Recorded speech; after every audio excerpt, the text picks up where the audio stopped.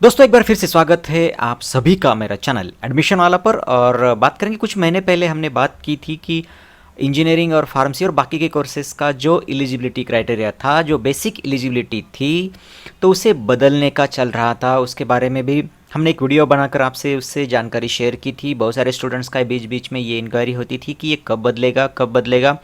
और ऑफिशियली चलो ये कल ही आना चाहिए था ये वीडियो, लेकिन चलो मुझसे थोड़ी सी देरी हो गई, तो ये जीआर या फिर नोटिफिकेशन अब इशू किया गया है महाराष्ट्र गवर्नमेंट की तरफ से। और अब फार्मेसी और इंजीनियरिंग बाकी के कोर्सेज का भी वहाँ पे है, आप जाकर देख सकते हैं। सभी लिंक्स आपको डिस्क्रिप्शन में मिल जाएंगे। तो चलिए करते हैं वीडियो में शुरुआत। और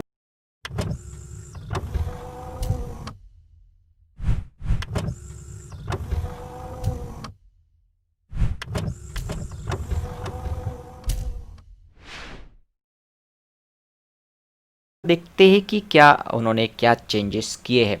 तो दोस्तों इंजीनियरिंग की अगर बात करें हम और महाराष्ट्र स्टूडेंट की बात करें, तो वहाँ पे जो पहले जो क्राइटेरिया था, आपको जो जिसे हम ग्रुपिंग बोलते हैं या फिर ग्रुप के जो मार्क्स हैं, आपको फिजिक्स और मैथमेटिक्स कंपलसरी सब्जेक्ट के साथ साथ केमिस्ट्री या फिर बायोटेक्नोलॉजी या फिर बायोलॉजी या फिर टेक्निकल और वोकेशनल सब्जेक्ट थे। अब इस बार उन्होंने ये चेंजेस किया है कि सब्जेक्ट के नाम भी वहाँ पे डाले कि कौन कौन से सब्जेक्ट टेक्निकल और वोकेशनल के साथ साथ, अगर आपने computer science and information technology informatic practices और एग्रीकल्चर और इंजीनियरिंग ग्राफिक्स बिजनेस स्टडीज़ जैसे वहाँ पे जो लिस्ट दी उन्होंने, उसमें से अगर आपने किया है कोई सब्जेक्ट था आपको, अगर 10+2 या फिर जिसे हम 12वीं कहते हैं वहाँ पे, तो फिर उसे भी कंसिडर किया जाएगा। और ये सब मिला के आपको 45% मार्क्स होने चाहिए। मतलब आपका जो ग्रुप था फिजिक्स मैथमेटिक्स प्लस ये जो अदर सब्जेक्ट है उसमें से, तो जिसमें ज़्यादा मार्क्स है आपको उसको अब इंक्लूड करके अब आपको 45% कम से कम 45% आपको चाहिए। ये एक बदलाव उन्होंने उसमें किया गया है। सी टी के लिए आपको नॉन जीरो, पिछली बार वो सिर्फ डाला था कि आपके पास कोई सी टी का स्कोर होना चाहिए, अब वहाँ पे नॉन जीरो स्कोर आपके पास सी टी का होना चाहिए। तो चलिए ये बदलाव हो गया है ऑफिशियली। तो जिन स्टूडेंट्स के मन में कोई शंका थी अब उसे आप दूर कर लीजिएगा। दूसरी बात करेंगे अगर महाराष्ट्र स्टूडेंट्स के ही, तो जैसे हमने देखा 10+2 मतलब 12वीं के बारे में हमने देखा, जो स्टूडेंट्स डिप्लोमा पास होकर एडमिशन लेते थे फर्स्ट ईयर में, तो उनके लिए भी 50 और 45 की जो कंडीशंस थी, 50 मतलब ओपन वाले के लिए, और जो कैटेगरी में बिलोंग करते हैं बैकवर्ड क्लास में, तो उनको 45 था।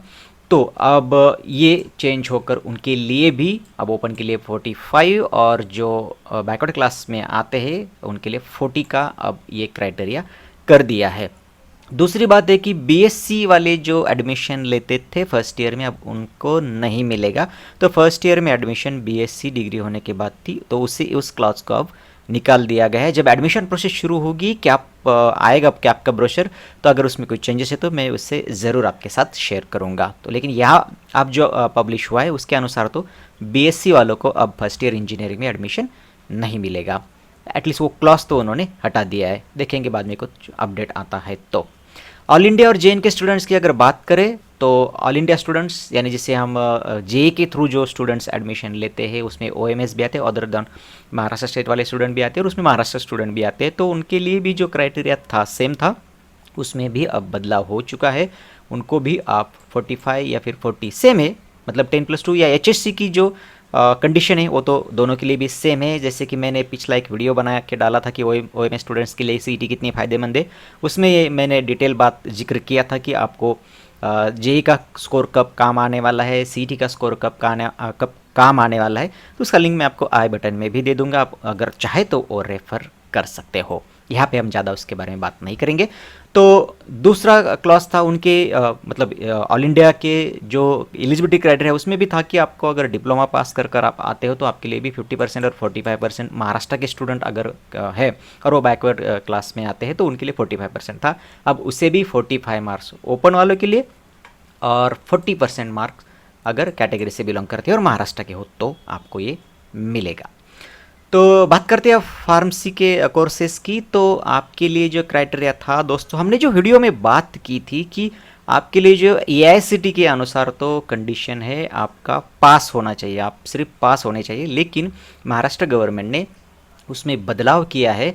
आपका जो पहला था यह एलिजिबिलिटी क्राइटेरिया कि आपको फिज़िक्स और केमिस्ट्री ये कंपलसरी सब्जेक्ट्स होंगे और उसके साथ आप मैथमेटिक्स और बायो को लेकर 50% आपका स्कोर होना चाहिए था। अब उसे बदल कर उसे 45% कर दिया है। और अगर आप महाराष्ट्र के स्टूडेंट्स हो और आप बैकवर्ड क्लास में आते हो तो आपको 40% का क्राइटेरिया अब कर दिया है। लेकिन सिर्फ पास की जो कंडीशन हमने डिस्कस की थी वो नहीं, आपको भी 40 और 45 का क्राइटेरिया रहेगा, ये आप नोट कीजिएगा स्टूडेंट्स।